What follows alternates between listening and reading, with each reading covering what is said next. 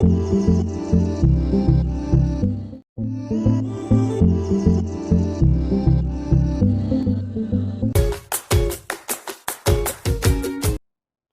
Students, कैसे हैं आप सब लोग। Welcome back in mega marks tutorial. This is Arpit, your physics educator.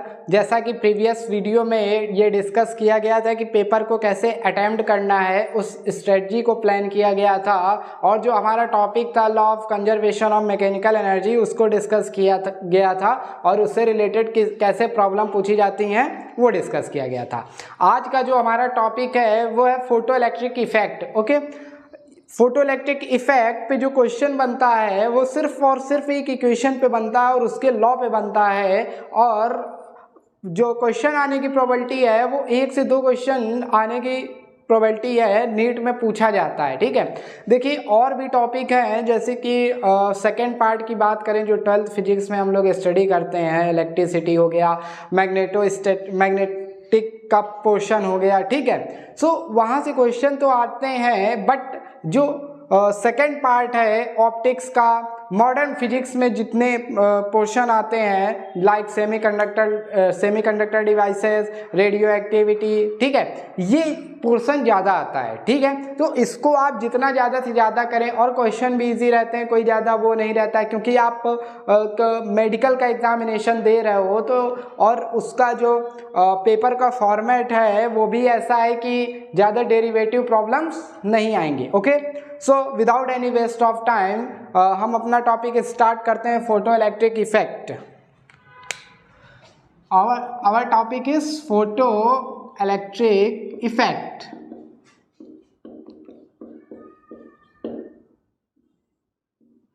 Photo electric effect, अब देखिए फोटो इलेक्ट्रिक इफेक्ट क्या होता है आप सब जानते होंगे। ठीक है, आप लोगों ने थ्योरी पढ़ रखी होगी, सब कुछ पढ़ रखा होगा, बट क्वेश्चन कैसे पूछा जाता है, क्वेश्चंस में पूछा जाता है, एग्जामिनर के माइंड में क्या चल रहा होता है और कैसे क्वेश्चन को डिज़ाइन किया जाएगा उसको समझते हैं। ठीक है, सो फोटो इलेक्ट्रिक इफेक्ट क्या होता है, उसका फंक्शनिंग सब कुछ समझना का हमें पता है, टाइम नहीं है, क्या फोकसिंग पार्ट है उस पर नज़र डालते हैं। सो फोटो इलेक्ट्रिक इफेक्ट की डेफिनेशन तो पूछी जाएगी नहीं, वो लिखना तो है नहीं, डिस्क्रिप्टिव पेपर है नहीं। ठीक है, सो फोटो इलेक्ट्रिक इफेक्ट क्या होता है, जैसे कि कोई मेटल सरफेस है,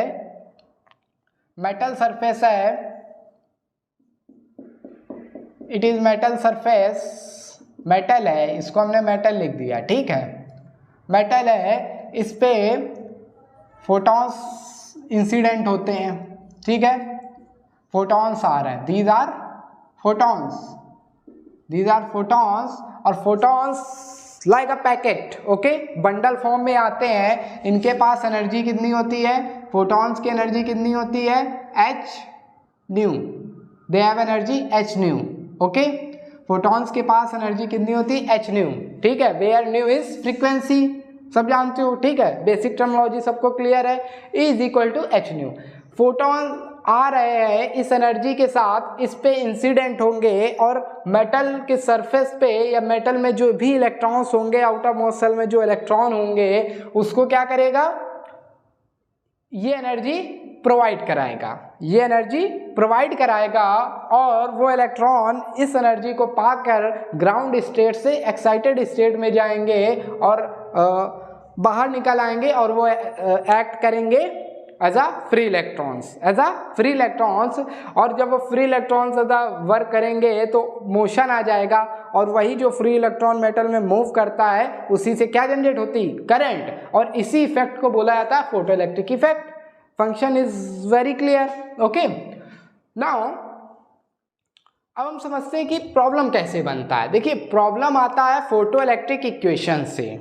ठीक है, इसको कवर करते हैं कि फोटो इलेक्ट्रिक इफेक्ट में एक्चुअल में हो क्या रहा है, इसको समझ लेंगे तो हम ये भी समझ जाएंगे कि प्रॉब्लम कैसे बनेगा। सो फोटो इलेक्ट्रिक इफेक्ट में हमने देखा फोटॉन्स आए, इंसिडेंट हुए, इंसिडेंट होने के बाद इलेक्ट्रॉन इमिट हुए। ठीक है, तो एक टर्म आया एमिशन, क्या आया, एमिशन। ओके, एमिशन, ठीक है, एमिशन हुआ, तो एमिशन में, एमिशन का मतलब हुआ इलेक्ट्रॉन को क्या मिली, काइनेटिक एनर्जी मिली। क्या मिली, काइनेटिक एनर्जी मिली। तो एक टर्म आया काइनेटिक एनर्जी। ठीक है, क्या आया? काइनेटिक एनर्जी, एमिशन आया। यहाँ पे एमिशन को अगर टाइम के साथ ले लें तो रेट ऑफ एमिशन ले लिया हमने। क्या ले लिया? Rate of emission.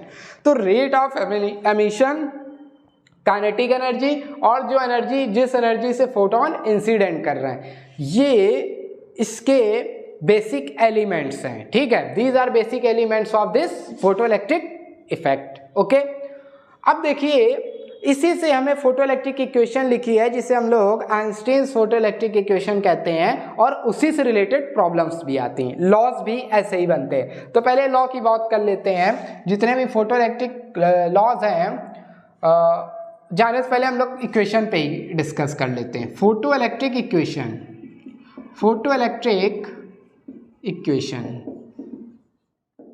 ये क्या होती है? देखिए यहाँ पर भी जैसे हमने पिछले वीडियो में डिस्कस किया था, law of conservation of mechanical energy, total energy is equal to the sum of potential energy and kinetic energy. ठीक है, ऐसे ही फोटॉन्स एक एनर्जी पैकेट के फॉर्म में आ रहा है। ठीक है, इलेक्ट्रॉन से स्ट्राइक करेगा और अपनी पूरी एनर्जी सिर्फ और सिर्फ एक इलेक्ट्रॉन को देगा। ठीक है, सिर्फ और सिर्फ एक इलेक्ट्रॉन को देगा, ये नहीं कि आधी एक इलेक्ट्रॉन की दी और आधी दूसरे को दी, मतलब पार्शियल एनर्जी डिस्ट्रीब्यूशन नहीं होगा, वो कंप्लीटली अपनी एनर्जी दे देगा एक इलेक्ट्रॉन को। पहली बात तो ये। दूसरा कि जो जब एनर्जी देगा इलेक्ट्रॉन को, तो इलेक्ट्रॉन के साथ क्या होगा? ठीक है, जो आउटर मोस्ट सेल में इलेक्ट्रॉन है, उसकी सरफेस पे है, मेटल सरफेस पे, उनके साथ क्या होगा? तो देखिए जब ये इसको एनर्जी देगा, कितनी एनर्जी दे रहा है?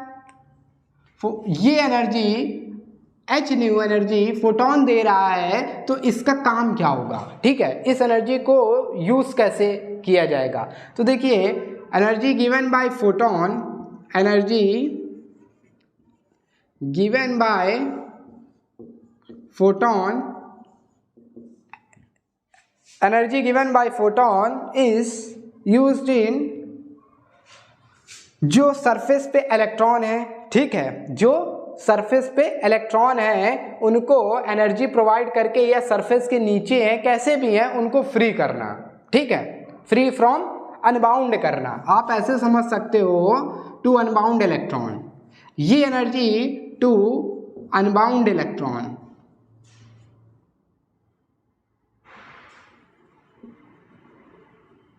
ठीक है, इस सेंटेंस का मतलब मैं बता रहा हूं, टू अनबाउंड इलेक्ट्रॉन या इन अनबाउंडिंग इलेक्ट्रॉन। ठीक है, ठीक है, टू अनबाउंड। अनबाउंड का मतलब जो मेटल में इलेक्ट्रॉन्स हैं, ठीक है, उसको उससे अलग करना। ठीक है, अनबाउंड करना, मुक्त करना। ठीक है, to free electrons, to free electrons. ठीक है, टू अनबाउंड इलेक्ट्रॉन, प्लस जब वो इलेक्ट्रॉन फ्री हो जाएंगे, जब वो इलेक्ट्रॉन मेटल से फ्री हो जाएंगे, इसी को बोलेंगे एमिशन। क्या बोलेंगे? Emission to unbound electrons. मतलब इलेक्ट्रॉन को मेटल से फ्री करना, वो एमिशन की कंडीशन पे आ जाएंगे। उसके बाद जो एनर्जी मिलेगी उनको, उस एनर्जी से ये क्या करेंगे? To move electron, to move electron. तो इसको समझो, एनर्जी गिवन बाय फोटोन दो टर्म में डिवाइड हुई। ठीक है, दो उसमें डिवाइड हो गए, दो पार्ट में। उस एनर्जी का यूज दो पार्ट में हुआ। कैसे? एनर्जी गिवन बाय फोटोन आपने ले ली ए पी फोटोन। ठीक, energy given by photon is E P to unbound electron या एमिशन में। एमिशन का मतलब है कि वो एमिशन की कंडीशन में आ जाए। ठीक है, उसके बाद वो मूव करने लगे। क्या करने लगे? मूव करने लगे, मोशन करने लगे। सो टू अनबाउंड इलेक्ट्रॉन के लिए एक टर्म आता है W। क्या आता है? W, या इसको हम लिख सकते हैं फाई W। इसको बोलते हैं वर्क फंक्शन। क्या बोलते हैं? Work function. इसको वर्क फंक्शन क्यों बोला जाता है? जैसे कि ये हमारा यहाँ पे इलेक्ट्रॉन ऐसे हैं, ठीक है, यहाँ से फोटोन आ रहा है, ये एनर्जी देगा, तो ये जो इलेक्ट्रॉन है, इनको सरफेस पे आने के लिए कुछ ना कुछ अपने जो बॉन्ड बनाए हुए हैं एक दूसरे से, उसके अगेंस्ट क्या करना पड़ेगा? वर्क करना पड़ेगा। क्या करना पड़ेगा? वर्क करना पड़ेगा। वो वर्क करने के लिए जो एनर्जी चाहिए वो यही फोटोन प्रोवाइड कर रहा है, ठीक है। वो एनर्जी वर्क फंक्शन कहलाती है। क्या कहलाती है? वर्क फंक्शन कहलाती है। This energy is called work function. उसके बाद अगर एनर्जी बचती है तो वो एनर्जी किस में यूज हो जाएगी? क्योंकि एक फोटोन अपनी पूरी एनर्जी सिर्फ और सिर्फ एक इलेक्ट्रॉन को दे रहा है। अगर वो सरफेस पे आ गया है, ठीक है, एमिशन की कंडीशन पे आ गया है, तो क्या होगा? उसके बाद एनर्जी कुछ बची हुई है तो उस एनर्जी के साथ वो मूव करेगा, ठीक है। It is kinetic energy, it is kinetic energy. Motion में आ जाएगा तो वो energy in motion is kinetic energy. Okay, तो ये जो फोटोन एनर्जी दे रहा है ये दो पार्ट में आ रहा है। एक तो वो स्ट्रगल कर रहा है, इलेक्ट्रॉन स्ट्रगल कर रहा है सरफेस पे आने के लिए, एमिशन की कंडीशन पे आने के लिए कि एमिशन हो सके, ठीक है। और जब एमिशन की कंडीशन में आ गया कि हाँ अब हम एमिट हो सकते हैं, ठीक है, तो जो एनर्जी बची फोटोन की, ठीक है, एक फोटोन की आप बात ले लो, तो जो एनर्जी बची उस एनर्जी से वो क्या करेगा? मूव करेगा। क्या करेगा? मूव करेगा। सो इसी से रिलेशन आया कि this energy is transform in two ways, is used in by two ways. कैसे? Work one as a work function plus kinetic energy. Okay, दो यूज हो गए इस फोटोन की एनर्जी के, ठीक है। तो अब इस इक्वेशन को सिंप्लीफाई कर लेना हमको। क्या कर लेना है? सिंप्लीफाई कर लेना है। इक्वेशन मिल गई हमको, E P is equal to 5 plus E K. हमें पता है 5W काइनेटिक एनर्जी कैलकुलेट करनी है। We want to calculate velocity of moving electron. So kinetic energy क्या हो जाएगी? फोटोन की एनर्जी माइनस 5W।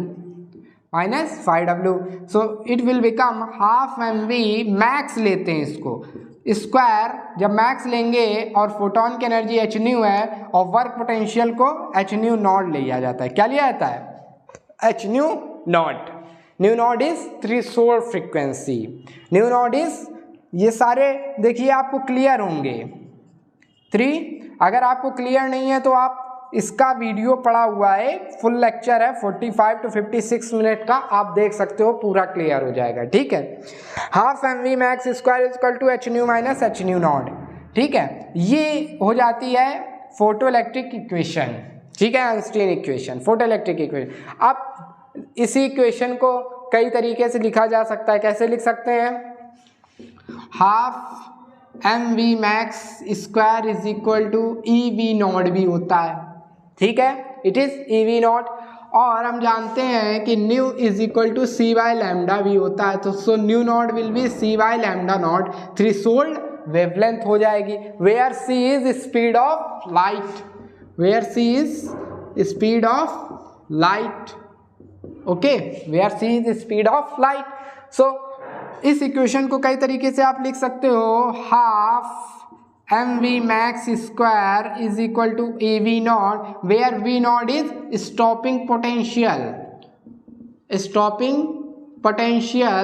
या फिर कट ऑफ वोल्टेज बोलते हैं इसको, कट ऑफ वोल्टेज। देखिए एक ही इक्वेशन में सब कुछ है। ev naught is equal to h nu minus nu naught is equal to H C 1 by lambda minus 1 by lambda naught. आप न्यू के प्लेस पे सी बाय लैम्डा रखोगे और न्यू नॉट के प्लेस पे सी by lambda naught c common करोगे तो ये रिलेशन आ जाएगा। तो ये कंप्लीट रिलेशन आ गया, ठीक है। वर्क फंक्शन की बात आई, सो वर्क फंक्शन की वैल्यू आपको पता है h न्यू नॉट होती है, 5W is h nu naught, okay. So इसमें वर्क फंक्शन भी इन्वॉल्व है। ये बेसिक इक्वेशन है, इसी से सारे जितने इक्वेशन बनते हैं फोटो इलेक्ट्रिक इक्वेशन के वो सारे निकल कर चले यार। अब देखिए प्रॉब्लम क्या पूछी जाती है, इसी से पूछी जाती है, ठीक है। कैसे? आपको दे देगा कि वर्क फंक्शन गिवन है, बताइए कि एमिशन होगा कि नहीं होगा, ठीक है। फोटो इलेक्ट्रिक इफेक्ट आपको दिखेगा कि नहीं दिखेगा, पहली प्रॉब्लम। दूसरी प्रॉब्लम आपको ये डाटा दे देगा, ठीक है, दिस डाटा इज गिवन, और फिर आपसे पूछेगा बताइए कट ऑफ वोल्टेज कितना है, स्टॉपिंग पोटेंशियल या कट ऑफ वोल्टेज। तो ये एक रिलेशन है, कंप्लीट रिलेशन है, जिसको आप लिख लोगे तो कैसे भी प्रॉब्लम आपसे पूछेगा आप बता दोगे। आपको वेलोसिटी पूछेगा, मैक्सिमम वेलोसिटी बताइए, इस रिलेशन का यूज कीजिए, जो डाटा आपको गिवन हो आप रख सकते हो। आपसे काइनेटिक एनर्जी पूछेगा तो फुल इक्वेशन गिवन है, ठीक है। H is a constant, constant है, उसकी अपनी एक वैल्यू होती है जो आपको पता होगी, ठीक है। So this is photo electric equation, ठीक है, जिसका यूज करके और एक प्रॉब्लम आती है, मतलब फोटो इलेक्ट्रिक इक्वेशन से रिलेटेड एक प्रॉब्लम पूछी जाती है, ठीक है। और क्या पूछा जा सकता है इसमें, और क्या पूछा जा सकता है। अब बात आती है लॉ पे। फोटो इलेक्ट्रिक, देखिए फोटो इलेक्ट्रिक इफेक्ट का न्यूमेरिकल प्रॉब्लम आएगा, आप लोग प्रैक्टिस किए होगे, यही इक्वेशन अप्लाई कर रहे होगे, आंसर कर दोगे। बट जब उसका थ्योरेटिकल प्रॉब्लम आएगा तो हो सकता है कि आपको दिक्कत आए समझने में कि yes how can I answer this question. So उसको समझते हैं। थ्योरेटिकल प्रॉब्लम जो फोटो इलेक्ट्रिक का आएगा वो फोटो इलेक्ट्रिक लॉस पे आएगा। किस पे आएगा? लॉस पे आएगा। तो अब हम फोटो इलेक्ट्रिक लॉस को देखते हैं, ठीक है। इक्वेशन क्लियर हो गई, इसी से रिलेटेड सारी प्रॉब्लम आनी है, ठीक है। आपको ये पूछ सकता है, ये सारा गिवन होगा, ये दे के आपसे ये पूछ सकता है, तो डायरेक्ट न्यूमेरिकल आता। और न्यूमेरिकल भी ऐसा आएगा कि वैल्यू रखिए आंसर आ जाए, मतलब सिंपल कैलकुलेशन हो, क्योंकि आपके पास कैलकुलेटर नहीं होगा। सो कुछ इस तरीके का आएगा कि वो ज़्यादा कॉम्प्लिकेटेड ना हो, okay, and you can solve it easily.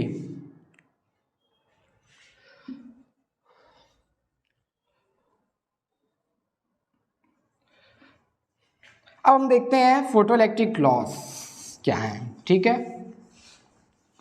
Loss को समझते हैं। देखिए इसका बेसिक आप भी देखोगे, 45 मिनट्स का वीडियो है फोटो इलेक्ट्रिक इफेक्ट नेम से, उसको आप देख लोगे तो भी उसमें डिटेल में है और ज़्यादा टाइम भी नहीं है उसका, ठीक है। तो आप समझ सकते हो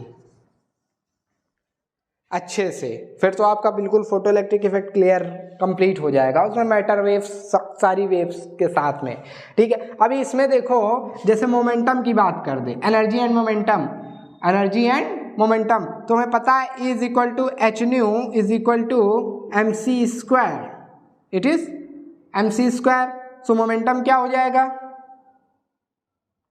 मोमेंटम क्या हो जाएगा? हम जानते हैं मोमेंटम क्या होता है, mass into velocity. So m into C is momentum. So momentum और एनर्जी का रिलेशन क्या आएगा? E by C, E by C या H nu by C, H nu by सी।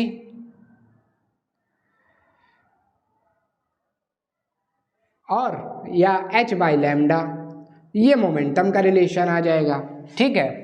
इस तरीके से देखिए, याद करने की ज़रूरत नहीं है कि आप बिल्कुल याद करके जाइए, आप बेसिक इक्वेशन रखिए अपने दिमाग में, उससे डिराइव कर लीजिए, इतना डेरिवेशन उसका लेंथी भी नहीं है, ठीक है। अब आते हैं लॉस की बात करते हैं हम लोग। लॉस की बात करें तो हमने क्या कहा कि जो बेसिक एलिमेंट हैं वो क्या है, जो मतलब हमें देखने को मिल रहा है इस एक्सपेरिमेंट में, उसकी बात करें तो इंपॉर्टेंट थिंग है इसमें rate of emission and kinetic energy and threshold frequency, threshold frequency, threshold frequency. So rate of emission, kinetic energy and threshold frequency, these are basic elements of this experiment. element means कह सकते हैं कि इस पे ही work करना है हमको, ठीक है। सो सबसे पहले बात आती है रेट ऑफ एमिशन की, रेट ऑफ एमिशन की।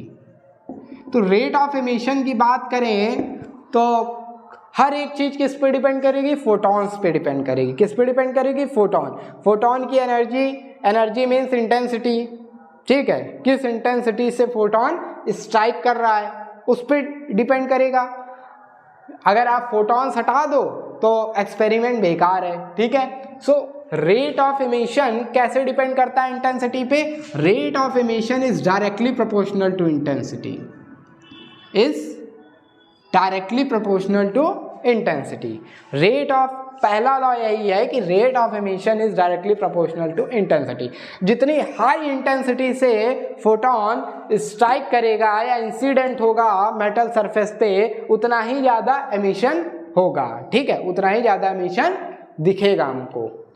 दूसरा है kinetic energy, maximum kinetic energy. Maximum kinetic energy does not depend on intensity, okay, does not depend on intensity. ये इंटेंसिटी पे डिपेंड नहीं करता, कितनी भी ज़्यादा इंटेंसिटी क्यों ना हो उसकी मैक्सिमम काइनेटिक एनर्जी कांस्टेंट रहेगी। क्या रहेगी? कांस्टेंट रहेगी। It will not depend on intensity, but rate of emission is directly proportional to intensity. दूसरा है, तीसरा point, this maximum kinetic energy is depend directly proportional to threshold frequency या frequency. Threshold frequency नहीं बोलेंगे, frequency बोलेंगे। क्या बोलेंगे? Frequency. This maximum kinetic energy is directly proportional to frequency, is directly proportional to frequency. Kinetic energy किस पे depend करती है? फ्रीक्वेंसी पे डिपेंड करती है। जितनी ज़्यादा फ्रीक्वेंसी होगी उतनी मैक्सिमम काइनेटिक एनर्जी होगी। Inversely proportional to wavelength, because frequency is inversely proportional to wavelength, ठीक है। So maximum kinetic energy is directly proportional to frequency. तो इसमें फोटोइलेक्ट्रिक का जो एक्सपेरिमेंट है उसमें देखा गया कि एक मिनिमम फ्रीक्वेंसी होती है जिस पे एमिशन नहीं होता है, जिस पे एमिशन नहीं होता है उसको ही बोलते हैं हम लोग थ्रेशोल्ड फ्रीक्वेंसी। क्या बोलते हैं? थ्रेशोल्ड फ्रीक्वेंसी, ठीक है। तो जैसे हमें ग्राफ प्लॉट करना हो, this is frequency and this is ईके, तो इसमें हम देखेंगे ये एनर्जी का है, इसमें एक स्ट्रेट लाइन आती है, दिस यहाँ तक, इसको बोलते हैं न्यू नॉट, यही थ्रेशोल्ड फ्रीक्वेंसी है। इसके नीचे, इसके पहले आप देखिए कुछ नहीं हो रहा है, ठीक है। और ये जो निगेटिव है इसको बोलते हैं work function, this is work function. इस ग्राफ को आप समझ लोगे तो आपको पूरा फोटोइलेक्ट्रिक इफेक्ट समझ में आएगा। जैसे बोला कि maximum kinetic energy is directly proportional to frequency, okay, it will be a straight line. But हम देख रहे हैं कि एक फ्रीक्वेंसी तक, ठीक है, दिस इज थ्रेशोल्ड फ्रीक्वेंसी,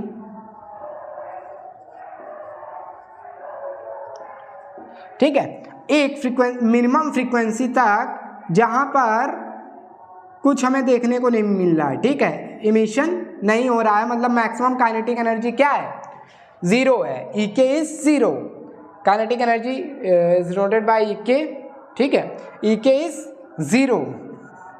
तो ये क्या बता रहा है कि एक मिनिमम फ्रीक्वेंसी होगी जिसके बाद इलेक्ट्रॉन में काइनेटिक मोशन आएगा, ठीक है। उस मिनिमम फ्रीक्वेंसी को थ्रेशोल्ड फ्रीक्वेंसी बोलते हैं। और इस फ्रीक्वेंसी तक आने के लिए, इस फ्रीक्वेंसी तक आने के लिए फोटोन की जो एनर्जी थी, फोटोन की एनर्जी h थी, ठीक है, काइनेटिक एनर्जी के तक आने के लिए, मोशन में आने के लिए, इस पॉइंट के बाद इलेक्ट्रॉन किस में आएगा? मोशन में। फिजिकल सेंस समझिए, ठीक है, थ्योरेटिकल तो आप समझ ही रहे हो। इलेक्ट्रॉन को क्या आएगा? मोशन आएगा। तो ये जो एनर्जी है, ठीक है, इस फ्रीक्वेंसी तक आने के लिए वो क्या करेगा? उस एनर्जी यूज होगी as a work function, as a work function, ठीक है।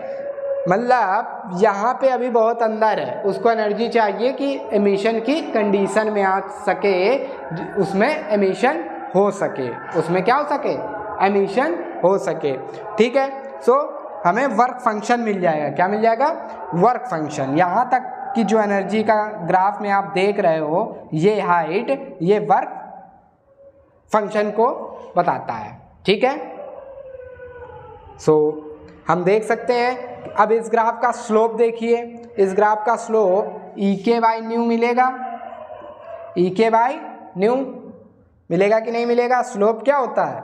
दिस बाय दिस, तो EK by new, it is EK by new आप कैलकुलेट करने जाओगे तो आपको प्लांक्स कांस्टेंट की वैल्यू मिलेगी। क्या मिलेगी? प्लांक्स कांस्टेंट की वैल्यू मिलेगी। तो क्वेश्चन में ये भी पूछा जाता है कि slope of kinetic energy and ये जो फ्रीक्वेंसी है वो क्या देता है? प्लांक कांस्टेंट की वैल्यू देता है, ठीक है। Determination of Planck's constant, value of Planck's constant जब करते हैं तो वो इसके स्लोप से निकल कर आता है, ठीक है। Slope of EK and new, so this important from ठीक है। तो एक ये लॉ था कि काइनेटिक एनर्जी फ्रीक्वेंसी पे डिपेंड करती है और एक मिनिमम फ्रीक्वेंसी होगी जिसे हम थ्रेशोल्ड फ्रीक्वेंसी बोलते हैं, उसके बिलो अगर कोई फोटोन आ रहा है जिसकी फ्रीक्वेंसी थ्रेशोल्ड फ्रीक्वेंसी से लेस है तो उसका एमिशन नहीं होगा। एमिशन के लिए क्या होना चाहिए, फॉर एमिशन क्या होना चाहिए, जो कमिंग फ्रीक्वेंसी है it should be greater than equal to threshold frequency, उससे ज़्यादा होना चाहिए। ठीक है, this is the law of photoelectric effect. तब आपको ये इफेक्ट और फोटोइलेक्ट्रिक करंट मिलेगी, रिजल्ट मिलेगा। ठीक है, ओके। और क्या है थ्रेशोल्ड फ्रीक्वेंसी, एक यही लॉ हो गया कि for emission frequency of incident light greater than equal to threshold frequency, या फिर no emission when this incident light frequency is less than the threshold frequency. Okay. और एक और पॉइंट आता है कि नो टाइम लैग।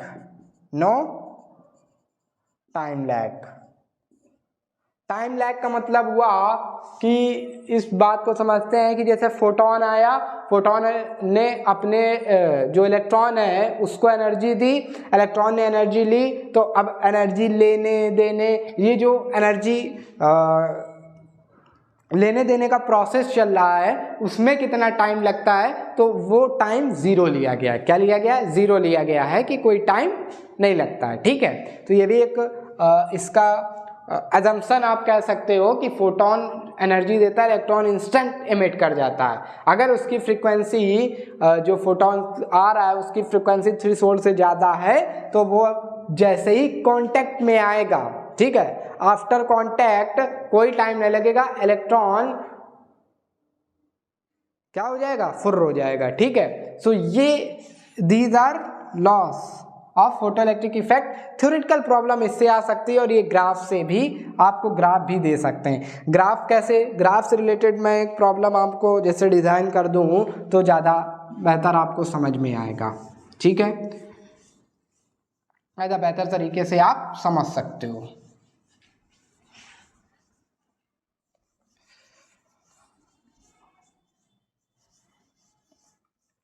इसको ऐसे देखो, दिस इज फ्रीक्वेंसी, इसको बोल देगा Y, this is Y, this is X. ठीक है, ये ग्राफ, दिस इज जेड,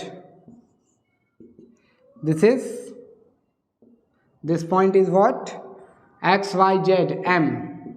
अब मैचिंग आ जाएगी, match.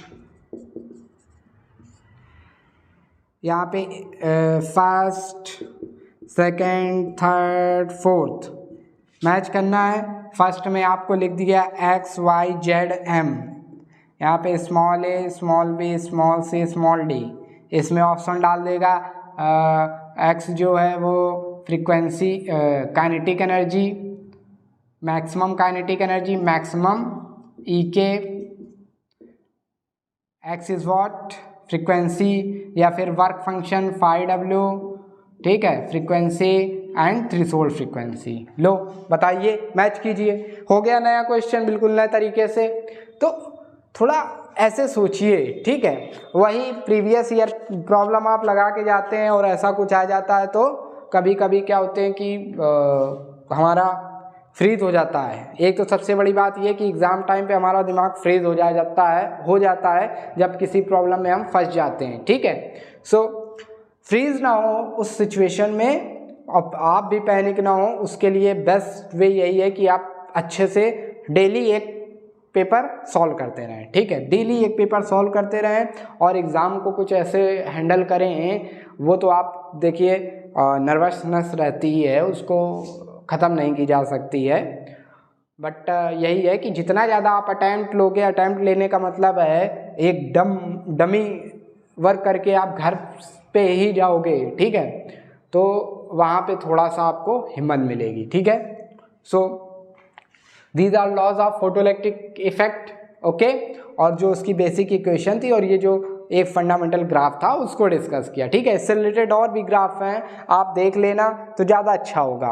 But I will suggest you कि आप previous year photo electric effects related जितनी भी प्रॉब्लम पूछी गई हैं जेई की भी अगर आप नेट से निकाल कर लेते हो तो ज़्यादा अच्छा होगा। उससे क्या होगा कि हो सकता है कि बिल्कुल सेम प्रॉब्लम आपको नीट में दे दी जाए, ठीक है। तो अगर आप उसको भी थोड़ा सा टाइम निकाल कर, ज़्यादा टाइम नहीं लगेगा, 10-15 मिनट फ़ोन पे ही आप निकाल कर लो तो ज़्यादा बेहतर है। Okay, so this is photo electric effect और उससे रिलेटेड कैसे प्रॉब्लम पूछी जाती है उसको हमने डिस्कस किया। और दूसरी बात ये कि जैसे कि कोई भी टॉपिक हो किसी भी सब्जेक्ट का, तो एक बात समझ लीजिए कि जैसे कि बोला जाता है कि इससे यही आता है, ठीक है। यही बात हम हर स्टूडेंट से बार बार बोलते हैं कि यही आने का मतलब है यही आपका सिलेबस है, उसी से आता है। बट आप कितनी ज़्यादा प्रैक्टिस कर रहे हो, ज़्यादा प्रैक्टिस की भी ज़रूरत नहीं है, आप वर्क कैसे कर रहे हो, मतलब आपको जो चीज़ समझाई जा रही है एक्चुअल में जो है उसे आप अगर देख पा रहे हो तो आपको ना ज़्यादा प्रैक्टिस करने की ज़रूरत है और ना ज़्यादा एनर्जी वेस्ट करने की ज़रूरत है, ठीक है। बस प्रैक्टिस उस पर्पज़ से की जाती है कि हाँ मेरा एट द टाइम जो है ज़रूरत के वक्त पे दिमाग कंसंट्रेटेड रहे, ठीक है। कंसंट्रेशन पर्पज़ से प्रैक्टिस की जाती है और भी स्पीड सब उसी से मेंटेन होता है, ठीक है। बाकी ये नहीं कि हमने बहुत ज़्यादा प्रैक्टिस कर ली तो वो एक रटना हो जाता है, ठीक है। और बुक को जितना आप ज़्यादा स्टडी करो उतना बेहतर होता है, ठीक है। सो बी बुक को पढ़ें और उससे अपने माइंड से ऐसे ही प्रॉब्लम्स बनाएं, सॉल्व करें। ओके, सो आज के लिए बस इतना ही। नेक्स्ट वीडियो में हम ऐसे ही एक और टॉपिक लेकर आएंगे, डिस्कस करेंगे और आपको मतलब जो उसकी रेंज है वो डिस्कस कर लेंगे। बाकी देखिए ये आप पर डिपेंड करता है, हर उस इंडिविजुअल स्टूडेंट पर डिपेंड करता है जो तैयारी कर रहा है, ठीक है। कोई आपको सिर्फ गाइड कर सकता है बट ये कंप्लीट कहते नहीं, जैसे लॉज होते हैं फिजिक्स के उसमें समझिए जैसे अलग अलग लॉज होते हैं कि नहीं, it is completely depend on, ठीक है, it is the function of only this. Okay, तो लाइक दैट जैसे rate of emission is directly proportional to intensity, so your success is directly proportional to your effort and your individual effort. Okay, आप अपने अंदर कितनी इच्छा शक्ति लेकर काम कर रहे हैं, ठीक है। सो वो आप पे डिपेंड करती है और आप ही आपको ही पूरा क्रेडिट हर एक चीज़ का जाता है, ठीक है। बाकी रहे हम और ये तो हमारा भी एफर्ट है, हम भी चाहते हैं कि सबको सक्सेस मिले बट उसको सक्सेस मिले जो उसके लायक है, ठीक है। और उसी को ही मिलती है, ठीक है, उसी को ही मिलती है। सो आज के लिए बस इतना ही। हंसते रहिए, मुस्कुराते रहिए, स्वस्थ रहिए, मस्त रहिए। और जो भी अभी चल रहा है कि हो सकता है एग्ज़ाम पोस्टपोन हो जाए जैसे हर बार होता है, तो जो लोग तैयारी में हैं, ठीक है, उनके लिए सबसे अच्छा रास्ता यही है कि वो ऐसे ही लें कि एग्ज़ाम मेरा कल लगा हुआ है, ठीक है।